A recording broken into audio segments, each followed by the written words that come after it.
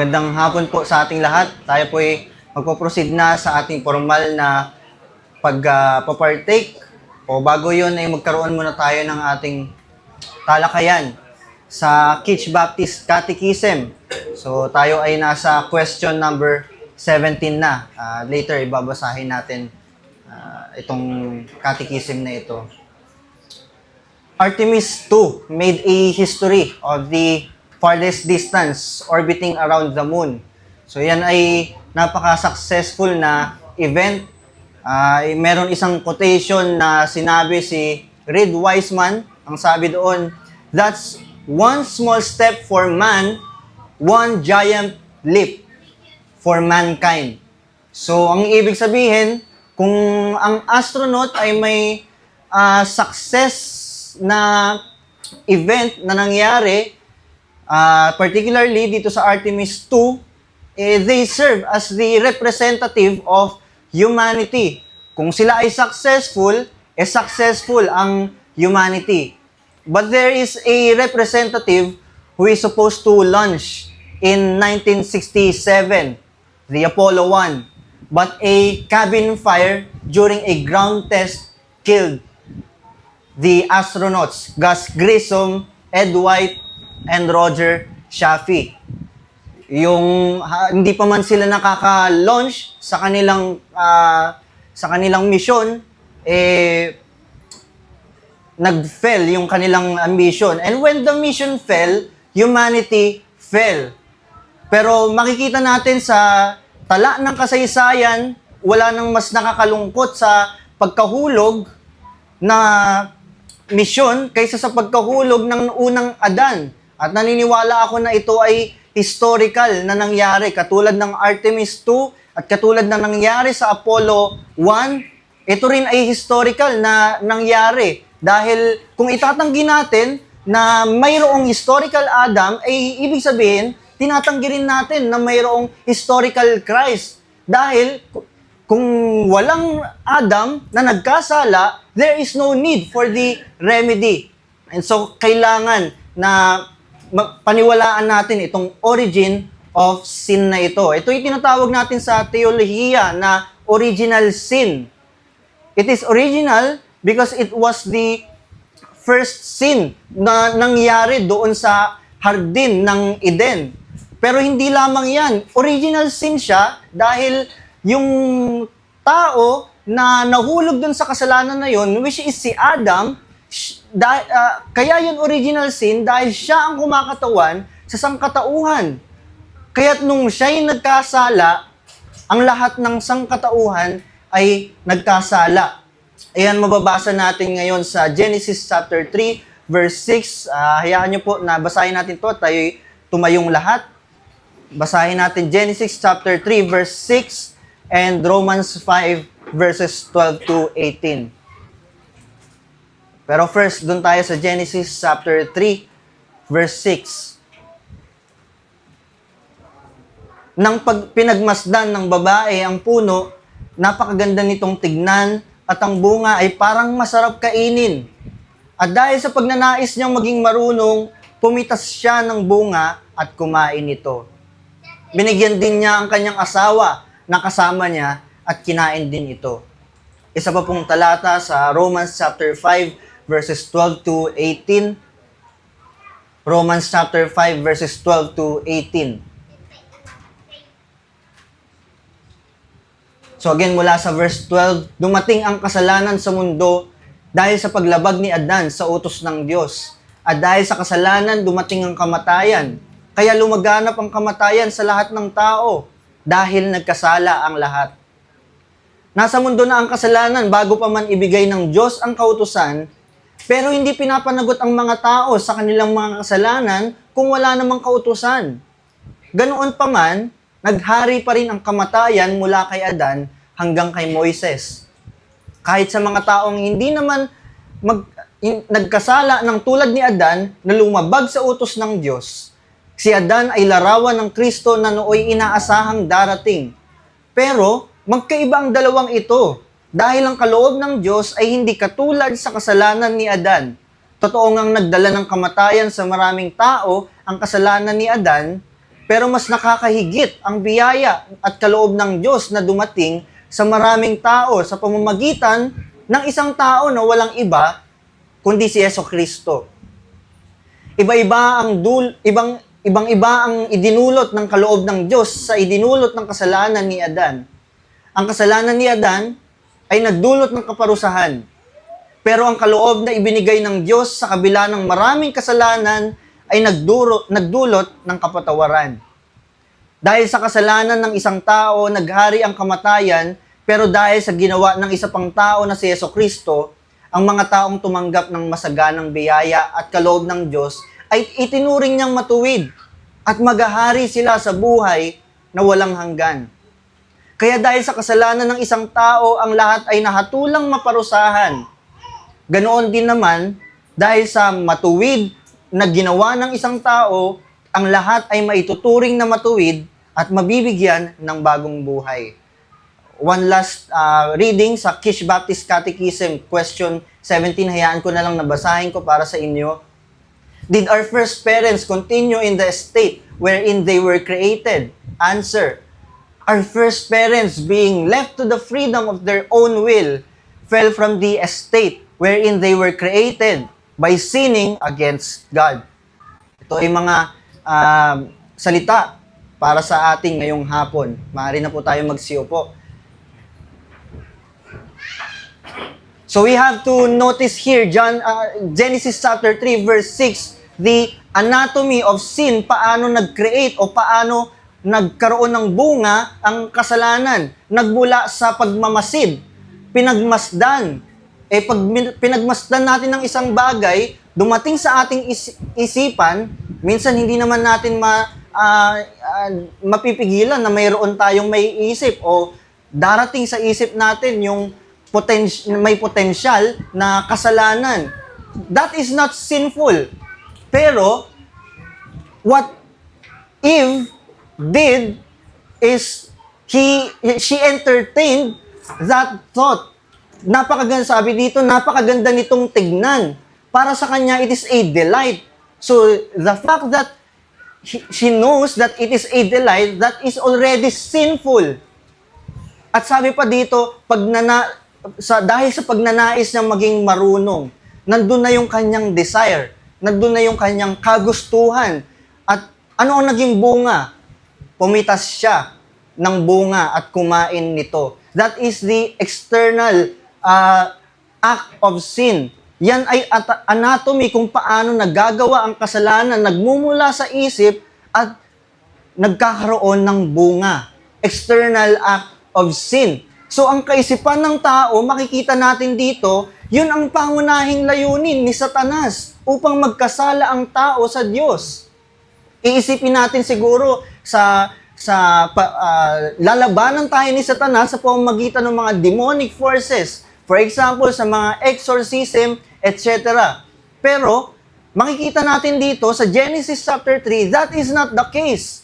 Ang pangunahing naging layunin ni Satanas ay ang kaisipan ng tao upang siya ay magkasala sa Diyos. At anong ginawa ng serpent? Ginagawa niya yun sa pamamagitan ng paghahamon ng salita ng Diyos. Anong sabi niya? Sinabi ba talaga yan ng Diyos? Na kung kayo'y kakain yan, kayo'y magiging marunong. Hinamon niya ang salita ng Diyos. And what happened after that? We know the event. Sin entered the world. So ang pagkahulog ng unang Adan, yan ang kasagutan sa maraming problema sa kasaysayan. Bakit mayroong sakit? Bakit mayroong mga frustrations, mga depressions at mga kalungkutan o mga kasalanan na laganap until now sa ating kasaysayan? It is because of the original sin na galing kay Adan. Yung ating capability na mag-isip, yung ating knowledge ay naging kadiliman. Yung ating holiness, yung ating kabanalan, we have been alienated from God. Anong sabi sa Ephesians 4:18? They are darkened in their understanding, alienated from the life of God because of their ignorance that is in them due to their hardness of heart. Yan ang dulot ng kasalanan na nag-enter sa mundong ito. Nawalan tayo ng kalayaan. Nawalan tayo ng kabanalan. Although nakakapag-isip pa tayo, nawalan tayo ng kaalaman na sumunod sa Diyos. Nawalan tayo ng kalayaan. We became a servant of sin. Anong sabi sa John 8 verse 34? He who commits sin is a slave of sin. He is a servant of sin.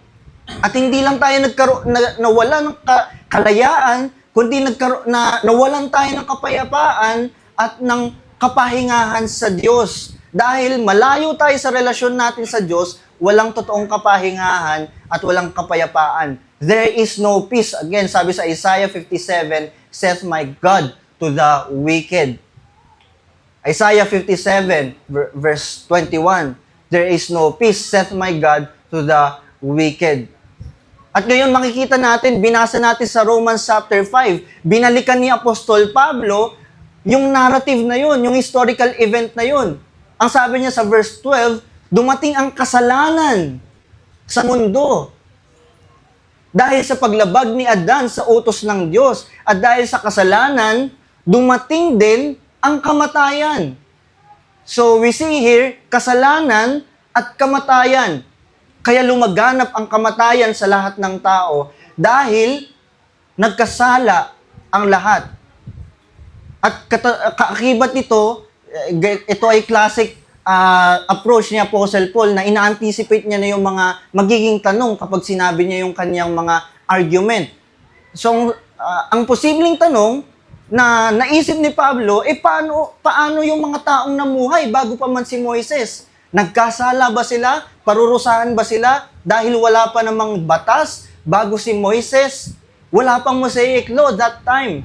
Pero anong sagot ni Pablo? Binalikan ni Pablo yung pinakaugat ng kasalanan, yung root ng sin, hindi ang Mosaic law. Paparusahan sila dahil si Adan ay nagkasala, hindi dahil walang Mosaic law.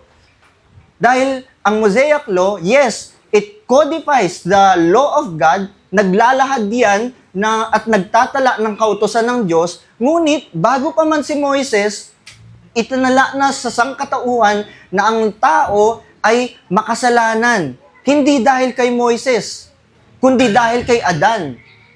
Kung kaya tayo ay hatulan ng Diyos, wala pa man ang Mosaic law. Si Adan ang dahilan kung bakit nahulog ang lahat at hindi si Moises. At pinakita dito ni Apostol Pablo yung kabaliktaran, yung contrast ng gawa ng dalawang Adan. Yung unang Adan, karumal-dumal ang kasalanan, nabasa natin, yung kasalanan na ginawa ng unang Adan. Kaya, ang ina-argue dito ni Apostle Paul, hindi mo yan pwedeng ihambing sa pangalawang Adan. It is uncomparable doon sa na-fulfill at dumating na pangalawang Adan. Kaya't yan yung magiging mensahe natin ngayon. Ang pagbibilang ng katuwiran sa makasalanan ay matatagpuan lamang sa pangalawang Adan. Ang pagbibilang ng katuwiran sa makasalanan ay matatagpuan lamang sa pangalawang Adan. Yan ang ating mensahe. Sa unang Adan, kasalanan ang naging bunga. Ngunit pagdating sa pangalawang Adan, nagkaroon ng solusyon. Katuwiran ang kanyang dala, hindi kasalanan. Ang dala ng unang Adan ay problema sa sangkatauhan. Ang dala ng pangalawang Adan ay solusyon sa problema ng sangkatauhan. Kung gustuhin mo man o hindi, o itanggi mo man o hindi, o aware ka man o hindi, ikaw ay kinakatawan ng alinmang Adan.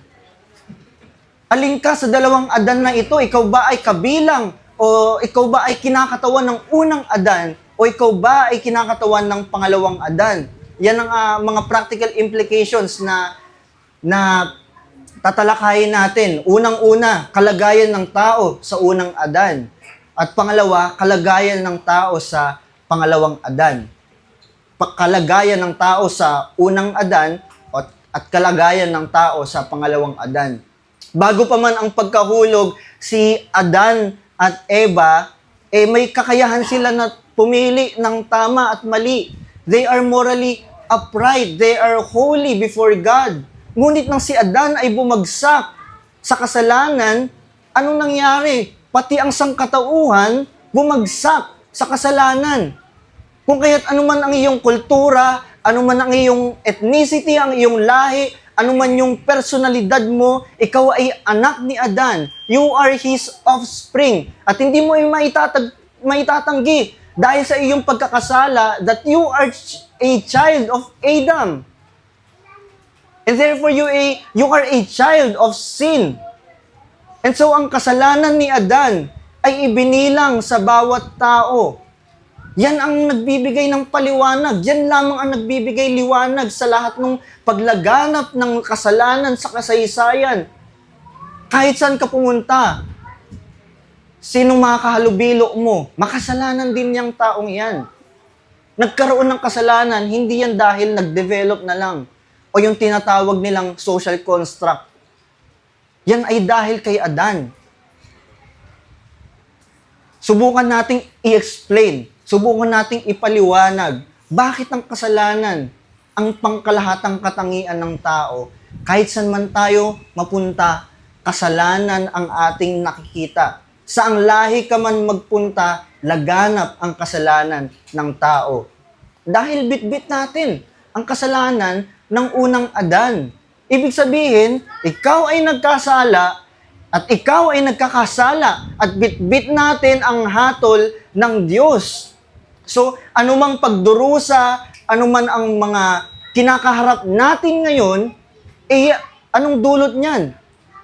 Bitbit mo ang sumpa ng hatol ng Diyos. Bitbit mo ang sumpa ng unang Adan. Bawat anak ni Adan ay nagtataglay ng kasalanang ibinilang sa kanya, inimpute sa kanya. Ikaw ay direktang anak at hindi ka great son of Adam. Ikaw ay direktang anak ni Adan. Kung kaya't ang kasalanan mo ay direkta mong namana kay Adan. Kaya ka nagkakasala directly to God. Dahil ang minana mo ay ang kasalanan ng unang Adan. So ang mali ay ang paliwanag sa pagpaparusa, pagpapasa ng kasalanan ay hindi sa pamamagitan ng dugo. Walang mali sa pagiging tao, walang mali sa pagiging human, sa pagiging man. Ang mali, yung pagiging makasalanan. At tayo ay ibinilang na makasalanan mula pa sa ating pagkapanganak. Yan ang sabi sa Psalm 51 verse 5. Ako'y makasalanan at masama mula pa noong ako'y isinilang. Kahit noong ipinaglilihi pa lang ako. Yan ang salmo ni David. So ang tao, ibinilang na nagkasala, ibig sabihin, may pananagutan siya sa hukom ng Diyos at hindi lang siya nagkasala, mayroong pagkasira, corruption. Hindi lamang sin, kundi corruption. Kapag sin, ibig sabihin may pananagutan sa Diyos, but kapag sinabing corrupt, ibig sabihin nagpapatuloy ka sa iyong kasalanan. At bawat kasalanan na ginagawa mo, you become corrupt. Yan ang nangyayari sa tao. At totoo yan kay Haring Solomon. Habang siya'y nananalangin sa templo, inasahan niya na ang mga tao ay pumupunta sa templo dahil sila'y makasalanan. Ganito niya in-state yung kanyang paghahayag. 1 Kings chapter 8 verse 46. Kung magkasala sila sa inyo dahil wala kahit isa man na hindi nagkasala. So ibig sabihin, kung magkasala man ang tao, totoo yan. Dahil ang totoo, walang ni isa man ang hindi nagkasala. Sino sa atin dito ang hindi nagkasala na habang sila'y lumalaki? Alam ng mga magulang natin kung ano ang kasalanan natin noong bata pa at alam din natin ang ating sariling kasalanan. Huwag nating i-deny. Tanggapin mo ng buo ang iyong katayuan na ikaw ay anak ni Adan. Yan ang ating hamon. Tanggapin mong buo ang iyong katayuan na ikaw ay anak ng unang Adan. Huwag mong tanggihan na si Adan ang pinagmulan ng iyong kasalanan. Dahil kung hindi, tinatanggihan mo rin ang natatanging gamot, ang remedy. Tanggapin mo na mayroong kaparusahan at ikaw ay makasalanan at bitbit mo ang galit ng Diyos, bitbit mo ang kasalanan ng unang Adan, at therefore, kung itatanggi mo yan, tinatanggi mo ang nag-iisang remedy, ang Panginoong Jesucristo. Nang si Adan at si Eva ay nagkasala, nakita nila yung kanilang kahubaran. Pilit nilang tinatakpan ng walang halagang pananamit. They sewed themselves fig leaves. Ganito ang katayuan ng tao. Naghahanap ng mga mas sophisticated na mga garments, mas magagarbong damit upang takpan yung kanilang kahihiyan sa Diyos at tinatanggihan ang natatanging gamot, ang natatanging remedy. We have a slogan, be yourself. Ipakita mo ang totoo mong kulay. Well, guess what? Kapag pinakita mo ang iyong totoong kulay, anong makikita? Ang kasalanan ng unang Adan. Lahat ito'y bunga ng pagiging anak ni Adan. Ngunit tinatawag ka ngayon ng Diyos upang magsisi kung paano niya hinanap si Adan at si Eva. Nasaan kayo sa inyong kasalanan, ganyan ka rin tinatawag ng Diyos. Tanggapin mo ng buo ang iyong kasalanan at tanggapin mo rin ng buo ang siyang natatanging gamot. Anumang bagay na naghahayag ng solusyon, maliban sa solusyon ng Ebanghelyo, yan ay walang halagang pananamit. Yan ay mga magagarbo lamang pero wala yung halaga sa harapan ng Diyos. Ang Ebanghelyo ang siyang makakapagtakip lamang sa ating mga karumihan. At pangalawang punto natin, kalagayan ng tao sa pangalawang Adan. Kabaliktaran ni Adan ay ang mabiyayang kaloob ng Diyos na si Kristo. Ito ang pagkakaiba ng dalawang Adan ayon kay Pablo. Mas nakakahigit at mabiyaya at ang kaloob ng Diyos na dumating sa maraming tao sa pamamagitan ng isang tao na walang iba kundi si Jesucristo. Paano iyon nangyari? Kung ikaw ay pinanganak na makasalanan, paano si Jesus ay hindi ipinanganak na makasalanan? Well, He is conceived by virgin birth. Siya ay pinanganak na hindi makasalanan dahil He is conceived by the Holy Spirit. Ibig sabihin, walang paternal na genes na dumaloy sa kanya upang siya ay maituring na makasalanan. Kung kaya't hindi niya minana ang kasalanan ni Adan at sa magpasahanggang katapusan ng kaniyang buhay sa ministeryo sa lupang ito, nanatili siyang tuwid at hindi nagkasala sa harapan ng kaniyang ama. Dahil tuwid si Kristo, ito'y nagbunga rin ng katuwiran sa kaniyang kinakatawan. So ang pangalawang Adan, para sa kanyang kinakatawan, anong bitbit? Katuwiran. Para sa unang Adan, ano ang bitbit? Kasalanan. Itong biyaya ng Diyos kay Kristo, katuwiran, righteousness. Hindi iyan righteousness na tumutukoy sa mga mabubuting gawa. Yan ay righteousness kung ano yung standing natin sa Diyos. We are righteous. We are declared righteous before God. Hindi yan about the righteous works na tinutukoy ni Apostol Pablo. Tinuring tayo ng matuwid dahil may tumayong matuwid para sa atin. Yun ay si Kristo, Jesus. Kung ang anak ni Adan ay nagmana ng kasalanan at yung kanyang buhay ng pagiging makasalanan, ang kanyang katayuan sa harap ng Diyos ay hindi matuwid. Pero si Kristo, na pangalawang Adan, tinupad niya ang nabigong gawin ng unang Adan.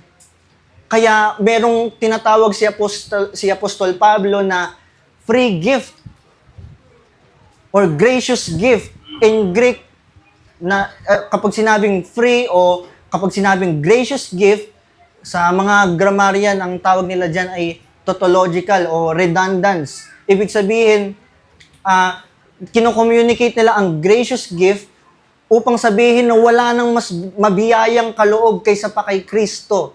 Ano bang ibig sabihin ng gracious, ng grace?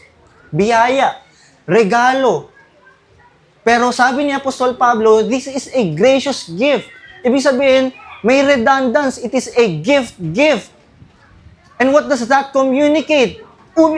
Upang sabihin na wala nang mas mabiyayang kaloob kaysa kay Kristo. May kaloob ang Diyos na katuwiran at yan ang hindi naibigay ng unang Adan. Ngunit sa sangkatauhan, yan ay napakagandang pakinggan. Pero kung titignan natin sa sangkatauhan, hindi ang katotohanan na ito na ang mabiyayang kaloob, maraming mga tao na ayaw nilang tanggapin yung libreng regalo na iyon. Bakit? Because it crushes our pride. Dahil kung ikaw ay tatanggap ng regalo ng Diyos, kaakibat niyan ay dapat mo ring talikuran ang kasalanan ng unang Adan. Yan ang dulot ng ating pride. Mas maganda pa na makareceive tayo ng mga libreng regalo sa ating mga kaarawan, sa mga special occasions. Wag lang yung free gift of salvation. Because it crushes our pride. It demands us to repent, talikuran ng ating kasalanan. But God provided covenant, law, sa Israel, and prophets, promises. Pero anong ginawa ng Israel? Paulit-ulit nilang tinatanggihan ng Diyos at sumamba sa mga Diyos-Diyosan. What happened to Judas? He has given grace and opportunity to repent sa Panginoong Jesucristo. Pero anong ginawa niya? Tinalikuran niya ang Panginoong Jesucristo kapalit ng barya. Ganyan ang estado ng sangkatauhan dahil sa kanyang pride. Ayaw niyang bitawan ang kanyang kasalanan at ayaw niyang tanggapin ang regalo ng Diyos. But now here is Christ, the fulfillment of all promises. He is the ultimate gift. Mayroon tayong taglay na pagmamataas bilang mga tao, bilang mga makasalanan, na malalim ang ugat. Kaya kapag inaalok tayo ng kaloob ng kaligtasan, tinatanggihan natin sapagkat kinakailangan na itakwil natin ang ating sariling mga katuwiran, yung ating mga self-righteousness. Ito ang dahilan kung bakit tinatanggihan ng mga tao si Jesus. Ang kakibat ay pag-amin sa sariling kasalanan at biyaya lamang ng Diyos ang siyang makakapagtugon sa kaniyang kaligtasan. Siya lamang ang makakapaglinis sa kanya. Anumang ideya na nananatili sa iyo, na tingin mo'y tatanggapin ka ng Diyos, yan man yung mga self-righteousness, yung mga mabubuting gawa, yung pakikipag-isa mo sa iglesia o sa anumang mga ideolohiya o relihiyon, kailangan mong talikuran. That is pride. That somehow you think God will accept you because of those self-righteousness. Ang isang gorilla, kadalasang dominante. Kung matatagpuan mo ang iyong sarili na kasama mo ang naudyukang gorilla, hindi maaaring maging mapagmataas ka sa iyong postura.